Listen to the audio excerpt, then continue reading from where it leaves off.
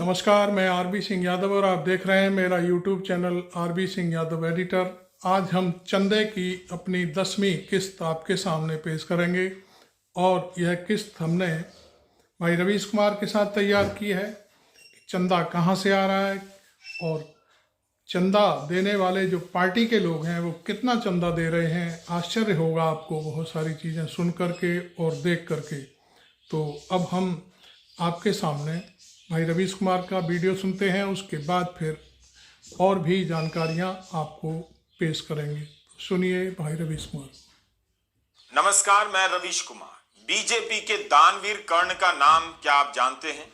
ये वो कर्ण है, जब बीजेपी को चंदा देते हैं तो उस राशि का मुकाबला कोई नहीं कर सकता। हमने तो किसी पार्टी के इतने बड़े बड़े नेताओं को इतना पैसा दान करते कभी नहीं देखा। अगर आप किसी को दान देना चाहते हैं तो निश्चित रूप से दान देने की प्रेरणा आप किसी से ना लें, बीजेपी के बड़े नेताओं से ही ग्रहण करें, आपका पैसा भी बचेगा। अव्वल तो जिस पार्टी को चंदे से 12,930 करोड़ मिला हो वो अपने कार्यकर्ताओं से चंदा क्यों मांग रही है और उसके बड़े नेता इतना इतना पैसा क्यों दान कर रहे हैं। लेकिन यह मत समझिए कि पार्टी के खजाने में 12,930 करोड़ आया है, क्योंकि इसके राष्ट्रीय अध्यक्ष जेपी नड्डा ने 1,000 रुपया चंदा दिया है। 1,000। हम आज के वीडियो में इस पर बात करेंगे और उन पत्रकारों की भी जिन्होंने इलेक्टोरल बॉन्ड का भांडा फोड़ दिया। इसी के साथ हमारे YouTube channel Ravish Kumar official के सब्सक्राइबर की संख्या 90 लाख होने जा रही है। थैंक यू रवीश, मुमकिन है जब तक ये वीडियो आप तक पहुंचेगा 90 लाख की संख्या हो चुकी होगी। यह आपकी कामयाबी है, तो आपको बधाई। अब हम आते हैं आज के मूल विषय पर। यह उसी की रसीद है जो बीजेपी के अध्यक्ष ने खुद ट्वीट की है। इस पर 1 मार्च 2024 की तारीख लिखी है। 1,000 की इतनी बड़ी राशि दान करने वालों में वाणिज्य मंत्री पीयूष गोयल भी हैं और स्मृति ईरानी भी। 2019 के हलफनामे के अनुसार स्मृति ईरानी की संपत्ति 8 करोड़ बताई गई है। स्मृति ईरानी और पीयूष गोयल 10 साल से मंत्री हैं। इन दोनों ने 1,000 की रसीद कटा दी। प्रधानमंत्री नरेंद्र मोदी, गृह मंत्री अमित शाह ने तो 2-2 हजार रुपए चंदे में दिए हैं और यह इसी की रसीद है। इन दोनों की बराबरी केवल विदेश मंत्री एस जयशंकर ने की है। उन्होंने भी 2,000 रुपए की रसीद कटाई है। सभी के डिटेल तो हमारे पास नहीं है, सभी मंत्रियों के, लेकिन यही ट्रेंड है तो लगता है मोदी मंत्रिमंडल से चंदे की राशि 1 लाख भी नहीं पूछ पाएगी। इन मंत्रियों की आगवानी में जिले का भाजपा कार्यकर्ता न जाने कितने पैसे फूंक देता होगा घोड़ा गाड़ी और भीड़ के इंतजाम में, मगर इन लोगों ने हजार रुपए देकर अपनी जो दयावानी दिखाई है वो गजब की है। कोई ये ना कहे कि छिपा कर दिया है, इसलिए इन लोगों ने बकायदा रसीद ही ट्वीट कर दिया। 12,930 करोड़ का चंदा हासिल करने वाली पार्टी के इन गरीब नेताओं की जेब से पार्टी ने 1,000 रुपए निकलवाने का जुल्म ही क्यों किया? क्या पार्टी अपने फंड से इन्हें 5, 10 या 1 लाख रुपए नहीं दे सकती थी, ताकि दिखाने के लिए ही सही बड़े नेताओं की दान की राशि थोड़ी बड़ी हो जाती? वो भी यह चंदा विकसित भारत बनाने के लिए दिया जा रहा है। हम आज जान पाए कि इनके 5-10 हजार रुपए से इतना बड़ा देश विकसित बनने वाला है। आप भी रवीश कुमार ऑफिशियल देखा कीजिए, वरना बिना जाने ही विकसित भारत में प्रवेश कर जाएंगे। NarendraModi.in/donation ये लिंक है, जिसे चटकाने पर एक पेज खुलता है जो लैपटॉप पर अलग दिखता है, फोन पर अलग। लैपटॉप पर लिंक खोलने से आप 5, 50, 100, 500, 1,000, 2,000 के विकल्पों में डोनेशन दे सकते हैं। इसमें आपसे ईमेल मांगा जा रहा है, फोन नंबर मांगा जाता है, लेकिन यही वो पार्टी है जिसने चुनाव आयोग से कहा कि बॉन्ड कौन दे गया इसका रिकॉर्ड नहीं रखा गया। नियम तो यही है कि 2,000 रुपए तक का चंदा देने वाले को पहचान बताने की जरूरत नहीं, मगर यहाँ ईमेल और फोन नंबर मांगे जा रहे हैं। किससे? जो 5 और 50 रुपए का चंदा दे रहा है। और 1 करोड़ का बॉन्ड कौन दे गया, बीजेपी उसका रिकॉर्ड नहीं रखती है। यही तो कहा है चुनाव आयोग को। क्या आपको गेम समझ आया? कांग्रेस और अन्य दलों ने भी ऐसी दलील दी है, मगर फोन पर खोलने से एक और ऑप्शन भी खुला जिसमें लिखा है कि अगर आप 2,000 से अधिक का डोनेशन देना चाहते हैं तो यहां क्लिक करें। इसके बाद अलग से एक पेज और खुलता है। 20,000 से अधिक का चंदा देना हो तो आपको पैन कार्ड की जानकारी देनी होगी। यही नहीं, 1 करोड़ तक का चंदा देने की भी सुविधा इस वेबसाइट में बना दी गई है। यानी प्रधानमंत्री नरेंद्र मोदी से लेकर स्मृति ईरानी तक के पास 2,000 से अधिक और 20,000 से अधिक चंदा देने का विकल्प था। जब मंत्री अपनी रसीद सार्वजनिक कर रहे हैं तो जाहिर है उन्हें अपनी पहचान बताने से दिक्कत नहीं, और वो यह भी समझते होंगे कि बताना चाहिए। फिर बीजेपी ने चुनाव आयोग को क्यों कहा कि करोड़ों के बॉन्ड कौन दे गया, उन्हें नहीं पता, उसका रिकॉर्ड नहीं रखा गया। 2014 में नरेंद्र मोदी को पीएम बनाने के लिए चंदा अभियान चला था।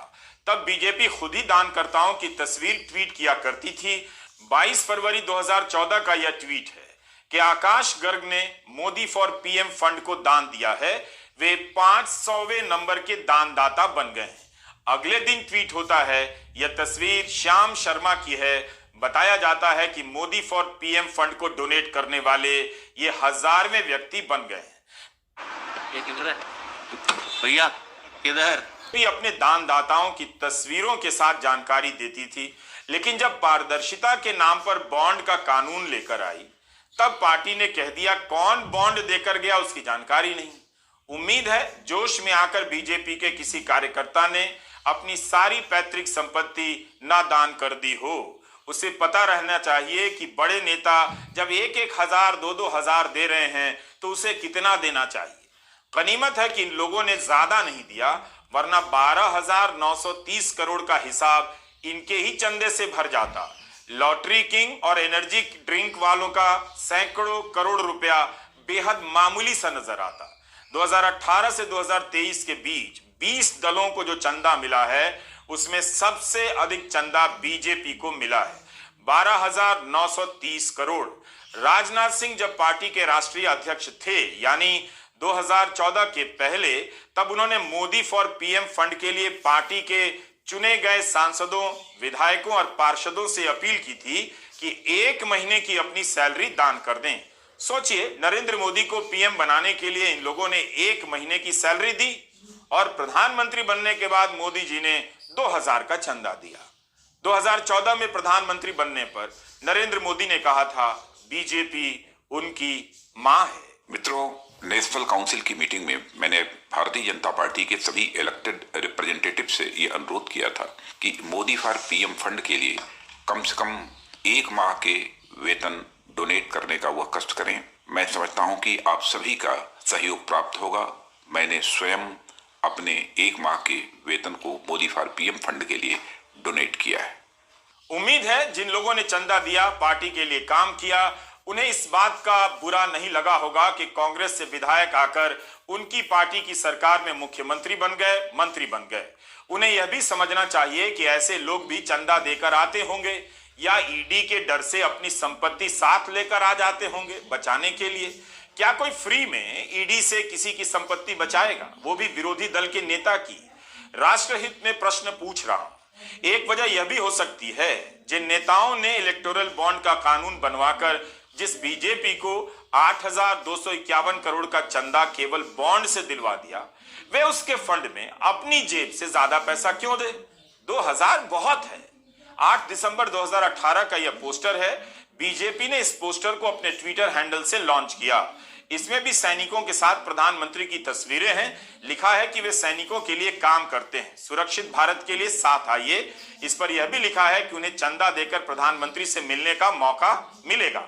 यह तो बीजेपी ही बता सकती है कि कितने दानकर्ताओं को प्रधानमंत्री से मिलवाया गया, मगर यह जरूर जानते हैं कि सैनिकों की तस्वीर लगाकर चंदा मांगा गया।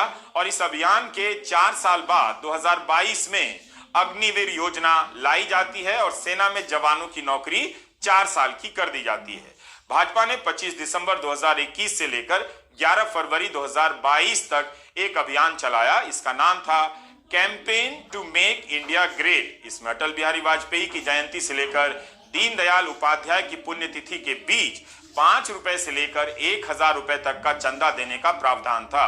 इसके अलावा 2018 में धनतेरस के अवसर पर भी चंदा अभियान लॉन्च हुआ और बीजेपी के लिए फंड मांगा गया। 2018 में इलेक्टोरल बॉन्ड लागू हुआ। उस साल बीजेपी ने अपनी पार्टी की तरफ से कई प्रकार के चंदा अभियान चलाए। 2017-18 से 2022-23 के बीच बीजेपी को सदस्यता शुल्क और आजीवन सहयोग निधि से 209 करोड़ रुपए मिले। इसमें से 170 करोड़ आजीवन सहयोग निधि से मिला। 2018 से अप्रैल 2019 के बीच इलेक्टोरल बॉन्ड से कितना चंदा मिला इसकी जानकारी नहीं है। सुप्रीम कोर्ट ने कहा है कि इस पर सोच समझकर फैसला लिया गया है। उसके आदेश में इस दौरान की जानकारी शामिल नहीं है।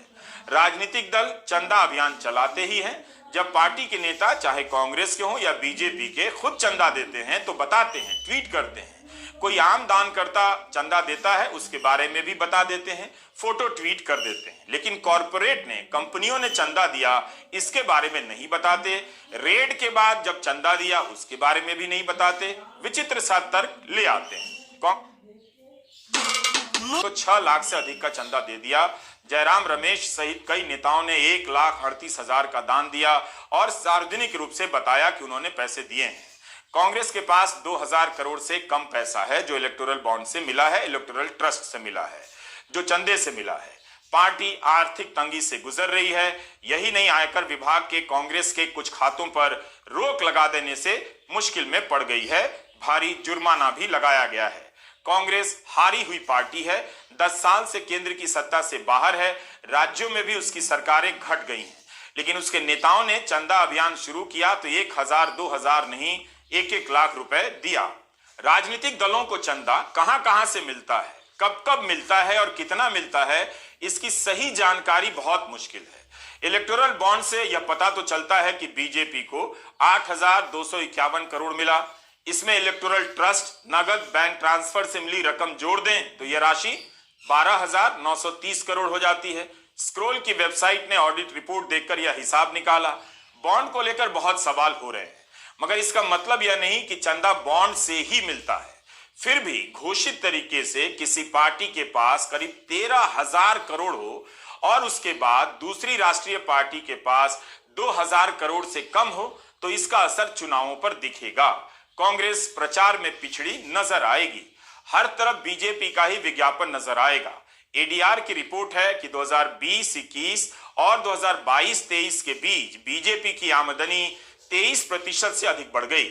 1917 करोड़ से बढ़कर 2,360 करोड़ हो गई। 2022-23 में राष्ट्रीय दलों को जितना पैसा मिला उसका 77% पैसा बीजेपी को मिला। बीजेपी को मिला 1917 करोड़ और कांग्रेस को मिला 541 करोड़।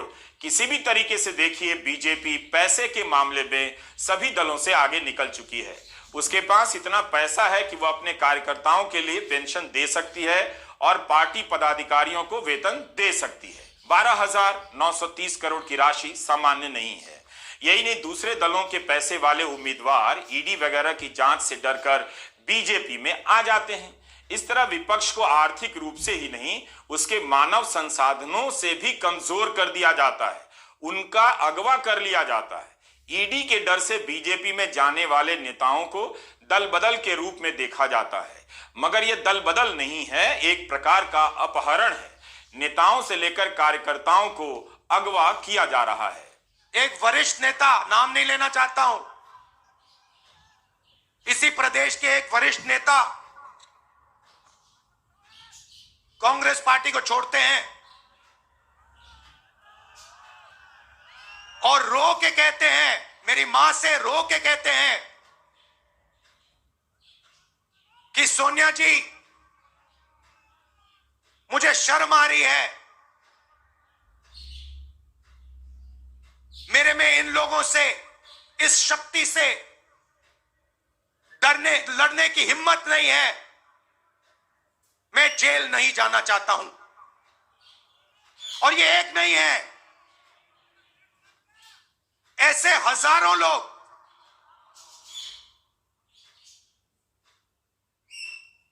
डराए गए हैं। कैसे लोगों को क्या आप सोचते पार्टी हो में भर्ती किया जाता है? शिवसेना के लोग, एनसी के लोग ऐसे ही चले गए? नहीं, जिस शक्ति की मैं बात कर रहा हूं, उन्होंने उनका गला पकड़कर उनको बीजेपी की ओर किया है। और वो सब डर के गए हैं। यह तो ज्ञात राशि है। राजनीतिक दलों तक पैसा कई तरीके से पहुंचता है, उनका हिसाब इसमें शामिल नहीं है। इलेक्टोरल बॉन्ड को लेकर जो भी जानकारी आई है वो अभी बहुत कम है। अभी ना जाने क्या क्या जानना बाकी है। चंदे के धंधे का पर्दाफाश करने वाले आरटीआई कार्यकर्ता लोकेश बत्रा ने एक और नई जानकारी हासिल की। नवंबर 2023 में सुप्रीम कोर्ट ने बॉन्ड पर सुनवाई पूरी कर ली थी और फैसला सुरक्षित रख लिया था। इस दौरान भी सरकार ने बॉन्ड छापे हैं, 1-1 करोड़ के 8,350 बॉन्ड। अब यह जानने में जुटना होगा कि इसे किसने भुनाया, किसे मिला। लोकेश बत्रा ने एक और जानकारी हासिल की है। स्टेट बैंक ऑफ इंडिया ने बॉन्ड छापने का कमीशन ले लिया है। 13.5 करोड़ रुपए कमीशन के तौर पर लिए हैं। यह पैसा भारत के आम करदाताओं की जेब से गया। बत्रा का कहना है कि जो बॉन्ड खरीद रहा है वो कमीशन नहीं दे रहा है, सरकार कमीशन दे रही है, यानी आम जनता की जेब से पैसा जा रहा है। गजब गजब का खेल है। छापा पड़ जाएगा इस डर से चंदा दो, छापा पड़ गया है फिर चंदा दो, धंधा मिल जाएगा इसलिए चंदा दो। इलेक्टोरल बॉन्ड के यही सब नाम हैं, चंदे के बदले धंधा और धंधे के बदले चंदा। दवा कंपनियां दवाओं के दाम कम नहीं करती हैं, मगर करोड़ों रुपए का चंदा राजनीतिक दलों को दे आ रही हैं। हमने पिछले एपिसोड में आपको बताया था कि दवा बनाने वाली 35 कंपनियों ने 1,000 करोड़ का बॉन्ड खरीदा है। इनमें से 7 ऐसी कंपनियां हैं जिनके खिलाफ खराब गुणवत्ता की दवा बनाने के मामले में जांच चल रही थी। उसी दौरान इन कंपनियों ने बॉन्ड खरीदे। Scroll, news minute, news laundry ने मिलकर इस तरह की खोजबीन की है। आप ही सोचिए कि जो कंपनी 77 करोड़ का चंदा देगी वो दाम कम कर देगी क्या? जाहिर सी बात है आपकी जेब से निकाल लेगी। 12,930 करोड़ का चंदा मिला बीजेपी को। इसका हिसाब स्क्रोल की टीम ने कई ऑडिट रिपोर्ट देखने के बाद निकाला। आप जानते हैं कि यह सब जानकारी आपके शहर के बड़े बड़े अखबार नहीं बता रहे हैं।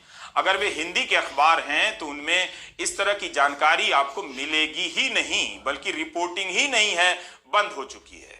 इसलिए आप किसी से भी इलेक्टोरल बॉन्ड के बारे में पूछेंगे तो मुमकिन है वह यही कहेगा उसे पता नहीं। गनीमत है कि रवीश कुमार ऑफिशियल के दर्शकों को पता है, क्योंकि हमने कई शानदार पत्रकारों के काम को समेटकर आपके लिए प्रस्तुत कर दिया है। यह उन्हीं पत्रकारों की तस्वीरें हैं जिन्होंने मिलकर भारतीय राजनीति के सबसे बड़े फ्रॉड और घोटाले का पर्दाफाश कर दिया। Scroll, news minute, news laundry के पत्रकारों की टीम ने मिलकर पड़ताल की और इलेक्टोरल बॉन्ड को लेकर कई रिपोर्ट सामने लाई। इन तीनों संगठनों के पत्रकारों की संख्या करीबन 30 होगी। रिपोर्टर्स कलेक्टिव के 7 पत्रकार हैं।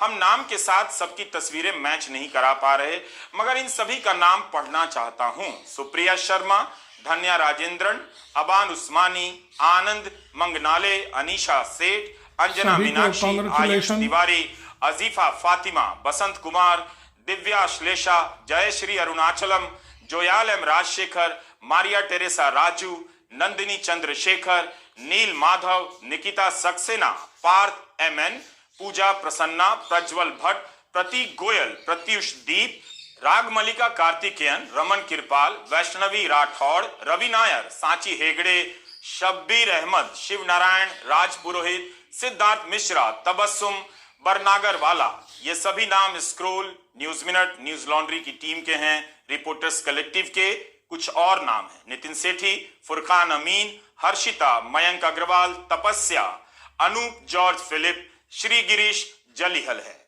यूट्यूब चैनल एक्सप्लेन एक्स की पूनम अग्रवाल का भी नाम इसमें शामिल है।